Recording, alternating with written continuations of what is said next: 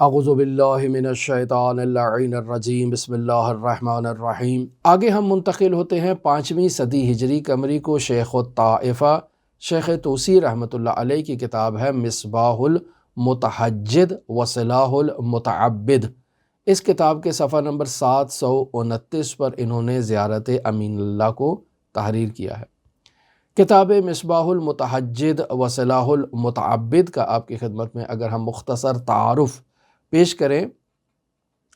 تو اس کتاب کا نام خود اس کا بہترین تعارف ہے، یعنی مصباح المتحجد، مصباح کہتے ہیں چراغ کو، متحجد کہتے ہیں اس شخص کو کہ جو تہجد کے وقت بیدار ہوتا ہے اور اللہ کی بارگاہ میں تہجد گزاری کرتا ہے۔ پس مصباح المتحجد یعنی تہجد گزار کے لیے مصباح ایک چراغ، وصلاح المتعبد یعنی وہ جو شخص عبادت کرنے والا متعبد عبادت گزار ہے اس کے لیے ہتھیار۔ تو پس مصباح المتحجد و صلاح المتعبد نامی کتاب کے اندر باقاعدہ طور پر جو ہے وہ اس مصنف نے شیخ طوسی رحمۃ اللہ علیہ نے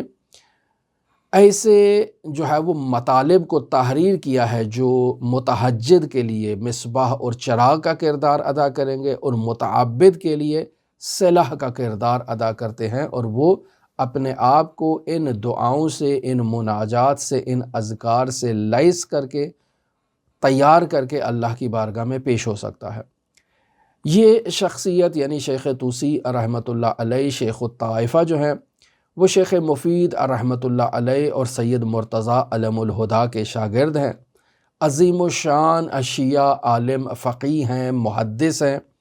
اور ان کا اگر مکمل نام آپ کی خدمت میں بیان کیا جائے، چونکہ شہرت تو شیخ الطائفہ کے عنوان سے ہے،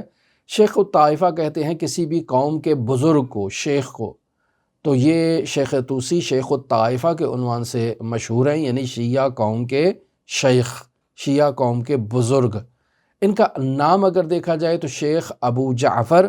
محمد بن حسن ان کا نام ہے، یعنی محمد بن حسن نام ہے اور شیخ ابو جعفر ان کی کنیت ہے، اور یہ شہرت رکھتے ہیں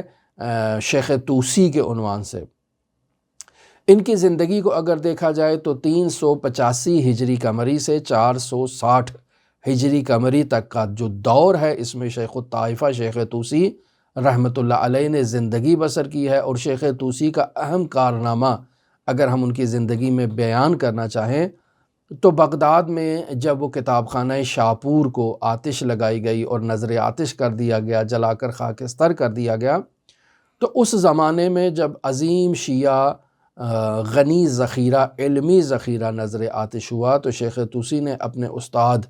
سید مرتضیٰ علم الہدیٰ کے کتاب خانے میں موجود کتابوں سے مدد حاصل کی اور شیعہ روایات کو جمع کرنا شروع کیا۔ لہٰذا آپ دیکھیں کہ ہماری کتب اربعہ کے اندر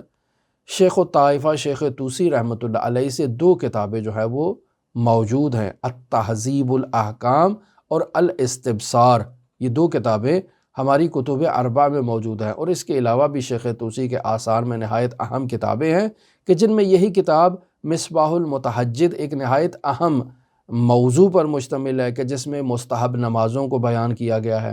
دعاؤں کو بیان کیا گیا ہے، ذکر و اذکار کو بیان کیا گیا ہے، مخصوص راتوں کے اعمال کو اور دنوں کے اعمال کو بیان کیا گیا ہے۔ پس یہ کتاب ایک نہایت ہی اہمیت کی حامل کتاب ہے۔ یہ کتاب مصباح المتحجد و صلاح المتعبد اپنے بعد والی متأخر کتابوں کے لیے ایک منبع کی حیثیت رکھتی ہے،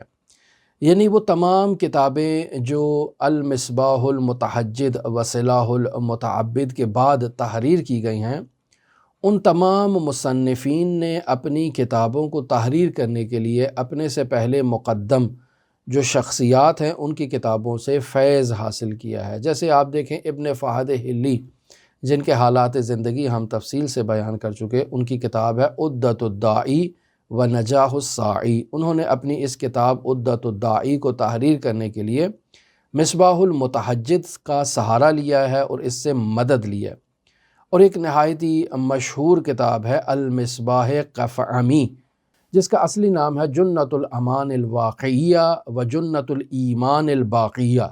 اس کتاب میں بھی انہوں نے تحریر کرنے کے لیے مصباح المتحجد کا سہارا لیا ہے۔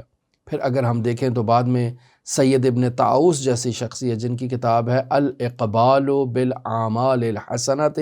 فیما یعمل مرۃ فی السنہ، انہوں نے اپنی اس کتاب الاقبال بالاعمال کے اندر بھی جو مطالب تحریر کیے ہیں تو انہیں تحریر کرنے میں انہوں نے شیخ الطائفہ کی کتاب مصباح المتحجد کا سہارا لیا ہے۔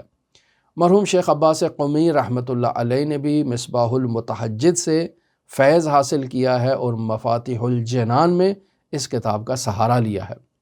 دعا گو ہیں خداوند متعال منجی عالم بشریت حضرت صاحب العصر صاحب الامر صاحب الزمان کے ظہور میں تعجیل فرمائے اور ہمیں حضرت کے اصحاب و اعوان و انصار کی فہرست میں شمار فرمائے۔ اللہم صلی علی محمد و آل محمد وعجل فرج قائم آل محمد۔